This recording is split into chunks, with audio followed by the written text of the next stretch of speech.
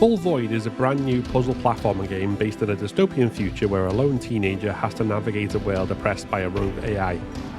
The game has been developed by OutOfTheBit, a small indie studio based in Wimbledon in London.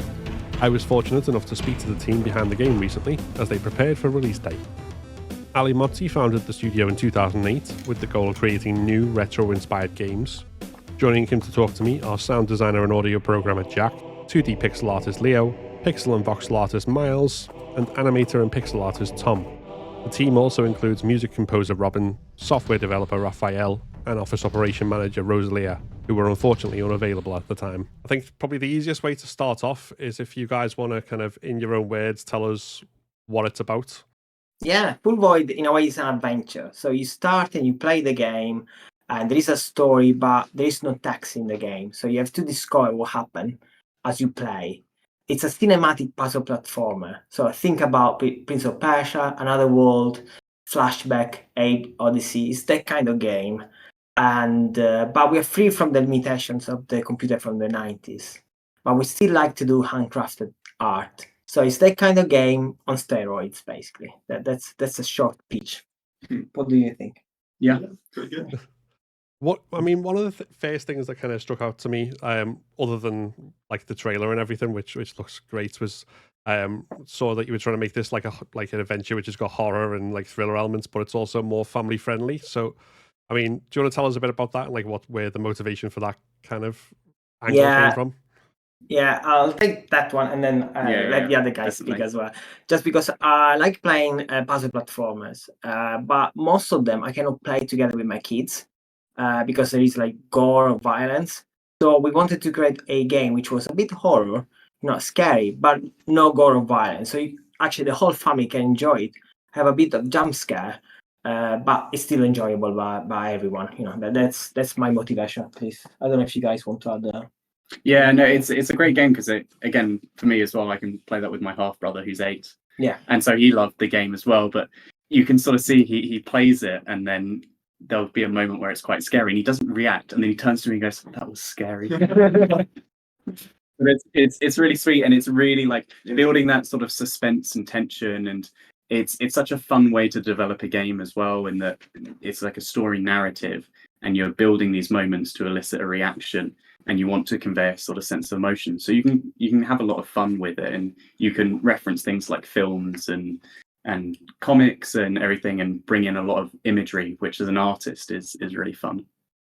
Yeah, and there's always a thing, I think, when like something that's like with children, or like because the main protagonist is a child, right? Yeah. And it kind of veers one way or the other. It's either like kind of magical and heroic, or it gets very dark and very sinister very fast.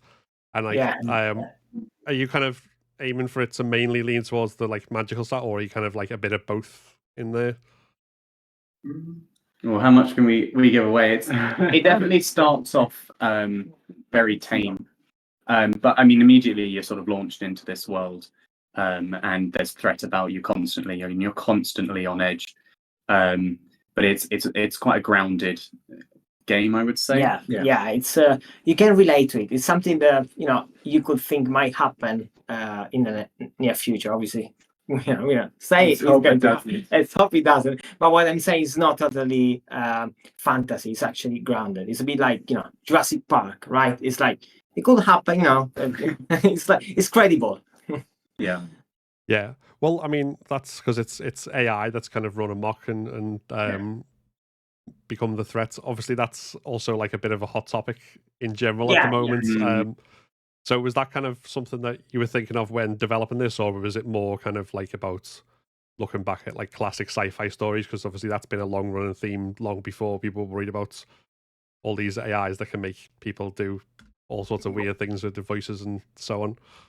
Yeah. And Leo was together with me when we started the project at the beginning. Then Miles joined, and the team expanded slowly to make sure we had all the areas covered. And when we started the game together with Leo, we were thinking about it was just post lockdown, right? Yeah. So we were thinking about people working from home, interacting with computer, and that got us thinking, right? Yeah, we wanted to go towards that like technological side, and kind of also delve deeper into like how humanity kind of interacted with technology through COVID as well, and how that changed a lot of things for us. Mm. Yeah, and obviously you've mentioned already like a lot of the influences kind of there about like things like Abe's Odyssey, which was a fantastic, obviously classic at the time, and Art of Darkness and Prince of Persia and stuff. One of the things that I kind of thought of when I was playing it was an old Sega Mega Drive game, which I don't know whether any of you remember, called Comic Zone, yeah. Comic Zone. It's like that sort of vibe where it's like got the pixely art style and then this like almost like comic book come to life thing. It had that kind of vibe about it as well.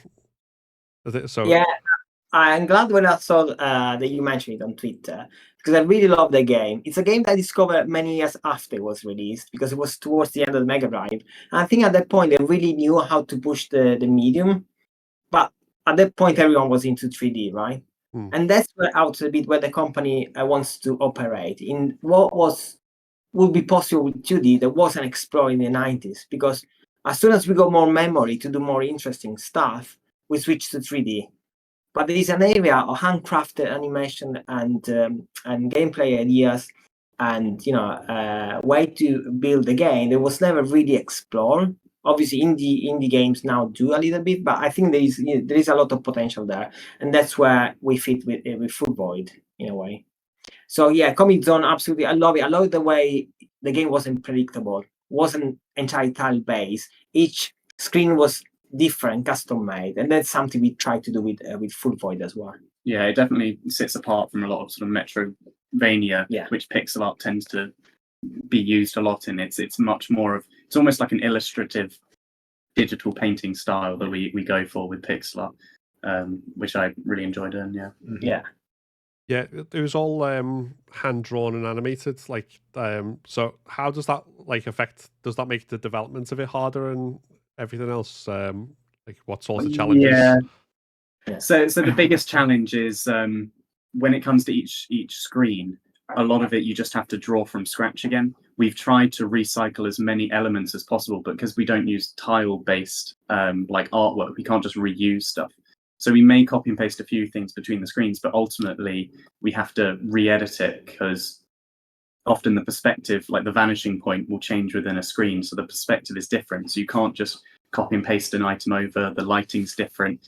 And so it's having to just rebuild screens over and over again. And it's an enormous amount of time spent for each image. Yeah, literally every single background you see in the game is its own piece that was hand drawn from scratch, essentially. Plus animated as well. And with custom animations in each of them, which is one of the main features of Full Void. And despite being, yes, we are not using tiles, but in a way we don't have to worry about tiles because we can just draw on the screen. So there are pros and cons, obviously. Yeah. So does that go for the just the backgrounds, or is it like the assets as well? Like whenever, like, I don't know, an item in the world is like closer, you have to completely redraw that. Is that? So that for some, I mean, for interactive objects, so we don't have items, we don't have an inventory system or anything like that, but we do have like levers. Those will be a reused asset, and that's just a sprite. But then we have interactable objects, which are 3D. And so they're 3D and then 2D, like, or 3D rendered, software rendered, and it's using voxel art. And so it uses basically like sprites stacking in a way. But what that means is if you have a 3D object, if you move it across the screen, we don't have to animate every single little perspective shift. We just use a vanishing point and we render it as it rotates around the screen. And there's moving machinery as well and things like that. And so there's that element of 3D that we can use to help be a bit more dynamic. Yeah, I mean that all obviously sounds incredibly intricate and detailed, but also like really, really cool, and you can kind of obviously see that already. I've not had a chance to play it unfortunately yet, due to issues with computer, but I'm very much looking forward to getting my teeth into it. And so I mean, just kind of coming back to influences, we've talked about some of these. So is there any influences for this that like people might not expect from it? Like things that you're like, oh, I wouldn't have thought that had an influence on the game? Anything out of left field there? I mean, maybe like 2000 AD comics. I mean, that sort of art style inspires a bit of our art animation, like the animated sections. Yeah. That sort of retro element. And then again, like I said, films. So I don't know what's like a good film that we used as a reference. Any actual films Mm. or suspense, like stuff from Kubrick, Legend, maybe. I'm Legend in a way, or even like sci-fi. Also in terms of games, adventure games, like point-and-click adventures, because those used to create custom screens as well. So there is like an element of that in the game. So, but yeah, I'd say horror films and sci-fi in general. Many sci-fi films and stuff. Yeah. And then obviously independently we have like a lot of artists that were then inspired by, but there's such a massive collection there that we it'd be hard to name them. Yeah, no, that's fair. I mean, 2000 AD was one which I wasn't necessarily expecting. Like, there's something of Judge Dredd as inspired. It's very loose in that sense, but that's the sort of way that we wanted to go. Yeah. The only other thing I think we haven't really touched on in terms of the game as well, obviously the main gameplay mechanic is platforming and then solving puzzles and that sort of thing.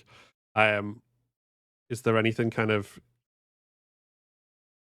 I'm just trying to think from the Steam description, there was mention of like some like newer mechanics in there as well. Do you want to talk us through a bit about the kind of the gameplay mechanics or anything there? What kind of things we can expect? Hacking, Yeah. controlling stuff. Yeah, so aside from just platforming and pushing boxes, we also have some puzzles where our main character can hack into robots, which you'll stumble upon pretty early on in the game. And yeah, so it lets you interact a lot more with the environment, of course, which is one of our most important gameplay features. And you get to, essentially hack robots, you can hack machines, like cranes. Yeah, we are trying not to spoil too much. That's right. I'm thinking which ones can I mention? But there is some mechanic, Additionally, we also have the sort of cutscene mini games as well. Right. Yeah. So we have comics. We've got so if you fail a situation, we've got a custom comic for each thing, which is one of the sort of big selling points of the game, because each failure state has a different, unique hand-drawn animation. But then sometimes we also have cutscene comics where it's a full screen animation, but it's still interactable, or you have a little mini game, so it could be a quick time event kind of situation.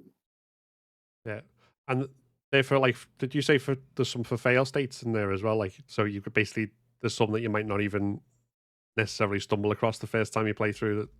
Yeah, if you do a 0 death run, then you won't discover all of the comics in that sense. I won't claim to be that good of a gamer. That I'll probably discover a lot of these. So much. No, that sounds really, really cool. Like the incredible amount of content, especially for what's quite a short game. It's like 4 hours or so. I think was the saying how long it'd take roughly. And yeah, I think the only other part like we not mentioned is the sound and the music and everything. Obviously, that's an integral part of this. So, you guys want to talk about kind of? Yeah, so with the sound, it's like very much like traditional horror sort of styling. So like there's a lot of jump scares and stuff to like sort of play on your emotions and stuff like that. And it ties in well with all the comics because it helps like sort of build a picture of everything that's going to happen to the player, and it sort of like feeds into that feeling. Does that make sense? Yeah. Just to create that atmosphere of tension and exactly, yeah, and like just that sense of eeriness in like a dystopian world where like you don't really know what's happening around you, and you just have to like figure out for yourself as you go along. Yeah. You like in terms of game soundtracks, have you got anything that kind of like you drew from, like in the same way the game itself has been drawn from, obviously inspiration from older games and stuff, or is it just all kind of a lot newer, fresher sound? I guess there's been a lot of influence from like games like Limbo and like Little Nightmares, like sort of the way you go through the world in that game. It's like almost like you don't know what's happening around you, and you hear these sounds coming from everywhere, and you just have to figure it out as you go along and just get a feel for it, sort of thing. Yeah. And we should add as well that the soundtrack, the main soundtrack for the game, was made by Robin. She's not here at the moment. She worked with us, and she's done the main track, and then there is an action scene with some music, and the end game music. She's done a fantastic job, and Jack obviously complemented the audio with all the ambient sound, which are super important for the game. And I have to say, ever since Jack joined the project, the game has done a massive step forward in terms of jump scare. I was playtesting the final release yesterday on my own, and I actually got scared and jumped because I forgot the audio was there, and it surprised me. And they witnessed this as well. And not just me, happened to you guys as well. Yeah, there's a lot of moments now where it's fantastic. I've been playing the game almost silently most of the time, and we have these ideas of what we want to do, and we'll animate these custom. So each scene might have like a custom animation, a custom puzzle entirely, and we imagine it all in silence. We have an idea of what it is in our mind, but we play it in silence. And then Jack comes along and adds sounds into it, and it's just a totally new experience. I'll play it, and I'll put down the remote and just go, "Oh, that's really good. That's really, really good." Yes. But yeah, again, like each screen has its own sound as well, so it's both sound and animation, and it's just this whole it feels like you're watching a film a lot of the time. Yes, like very cinematic. Yeah. And in that regard, Tom joined the team to really step up all the animations, because there was a lot of work to do in terms of animation. Especially when we went to town with the end of the game and an intro as well. And Tom really helped with doing all of this, and a lot of custom scene for when you fail in the game. So well done. Yeah. So when we fail, we can look back and go, that's you that did that then. Yeah. Maybe you can explain. Well, when I joined, it was basically I basically put on to do a lot of the death animations, which was a lot of fun, and then kept getting sort of told off because it's like, stop making it so gory or horrific, because it needs to cater to everyone. But it's still been a lot of fun. Yes. And then we've added weirder stuff since I started, which is even more fun. So it has been enjoyable. But you had to make it less get the red off the screen type. Yeah, literally, don't do that. Yeah. Okay. It was good that we found other ways. Yeah. It'll be very interesting to see how that comes together. And I mean, just briefly coming back to the sounds and everything. Obviously, you mentioned kind of Little Nightmares as a kind of thing, and I think stuff like that where everything sounds so much bigger than you around you, and those kind of things pop out. So always, I think that sound make those sorts of games. I think no matter best gameplay in the world, if it was all silent or just underwhelming, it could kind of undercut it. But so I'll be sure to obviously report back if it makes me jump in the same way. So, I mean, I think if we want to talk a bit about who you guys are as a studio as well, and kind of where you've come from, because I think the interesting thing for me was seeing that the games before this were Super Arcade Football, Super Arcade Racing, and then there were mobile games. So what was it that kind of brought you from that to doing this kind of game, and where you are now? I'll take this one. So I started the company in 2008 when the iPhone launched, and I went on my own, started the company, obviously, started making games for mobile platforms. So kind of modern, taking classic and making them modern, like classic board games to begin with, right? And slowly grew to tackle more complex projects. Like retro inspired games. So the idea with the company is to do a modern classics. So take something like retro but modernize it. So we've done Super Arcade Racing and Super Arcade Football, which are available mobile, but also you can play on PlayStation, Xbox, and Nintendo Switch. So they're also on consoles, and you got cross-play on those games. After tackling those projects, we really wanted to step it up and do something really, really unique in terms of message and content and presentation. So that's why I kind of expanded the team with those lovely artists to try and tackle something more complex. And the idea is again to do modern classics. So get something a bit retro and modernize it. And so this has kind of been the project that's grown the team, and like all you guys are here, and obviously those who couldn't join us, because I think is there 7 of you in total? I was reading. Yeah, 7 of them. Yes. Yeah. So started from yourself and then kind of grew outwards, and slowly grew the company. Yeah. cool. And hopefully from here it only goes onwards and upwards. Let's hope so. Yeah. Thank you. So before kind of get to, I've got one more kind of like big question and stuff, but I was just gonna, if is there anything else you want to kind of talk about in terms of the game, and like anything that we've not touched on that you might want to kind of draw attention to or draw out? I think one of the main things is that we use narrative, like environmental storytelling. So there's no text within the game. And so all of the storytelling is done through the environment and through the artwork and the sounds as well. And so as you play through the game, we don't tell you explicitly what the story is, but you're able to sort of piece together the story as you go. When we had people play the game for the first time at WSD, people were actually able to pick up on the story just based on what we've had. So we'll have sort of cutscenes as well, which give you a little bit of exposition, but again, no text. Mm-hmm. Trying to convey what the story is without any text is very difficult, but it's been a really, really fun challenge. Yep, and just piece it all together and leave it open to people's interpretation a bit as well. Yeah. Absolutely. Yeah. We leave something open as well. You know, you can't explain everything, but there's elements as well where if you play through the game, you sort of get a gist of the story and then go back to the beginning. You'll pick stuff out and go, oh, that's why that's there. And you'll have a totally different perception of what it is, but you won't notice it to begin with until you've got context. Yeah, exactly. Yeah. I like stuff like that. I like a good bit of replay value to go back and go, that's where that came from. So, I mean, I suppose the big kind of closing thing, this December, we've got the Horror Game Awards coming up, which is kind of the big showcase of like all the horror games that have come out and like showing off the winners. And this has been a pretty big year for horror games. So like, I suppose the open question for you is like sell it to the jury and to anyone else, obviously, you might be considering playing the game. What do you think makes Full Void stand out from the crowd? Okay, Leo, take this one. So where to start? Well, first of all, the fact that it's an entirely handcrafted cinematic experience, right, makes it stand out a lot from the competition. All done in 2D, traditional pixel art, hand animated. You can really feel the human touch in the game, right?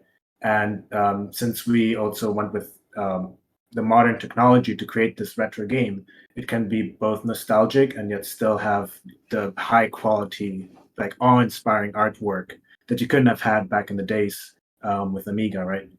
And aside from that, the experience, I think, it really leaves you, once you finish the game, feeling like you're really like left with something afterwards, right?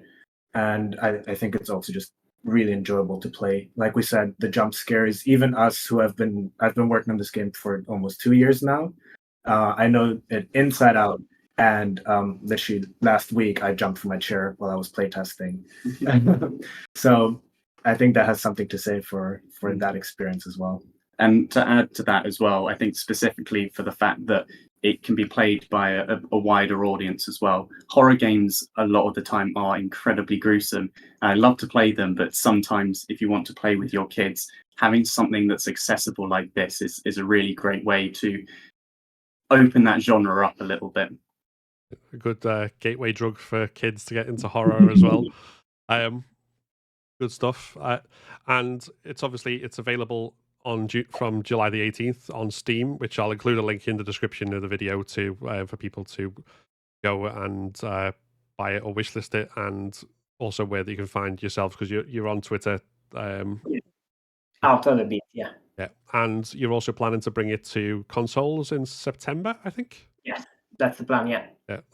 Any more details about that, or is that just to be confirmed as far as dates go? No, that's we are just want to point out we are using our own custom engine. It already runs everywhere, really. So should be okay to do. Cool. Well, we're very much looking forward to it coming out and the reception and everything else. So thank you very much for talking to us today. It's been an absolute pleasure. Saying thank you very Thank much. you. I really enjoyed it. Full Void releases on the 18th of July, and my review of the game will be out at 10 AM BST on the day, so be sure to check it out. There are links in the description to the game's Steam page and to OutOfTheBit's Twitter account. Let me know in the comments if this sounds like your kind of game, and if you'll be checking it out. If you enjoyed this video, then please give it a like and consider subscribing to keep up to date with all my content. Like the video that just popped up, which YouTube thinks you should watch next. This is a Patreon and member supported channel, so if you want to become a member and unlock custom badges and emojis, early access to my videos, and your name in the credits, then click the join button below. Thanks very much for watching, and see you next time.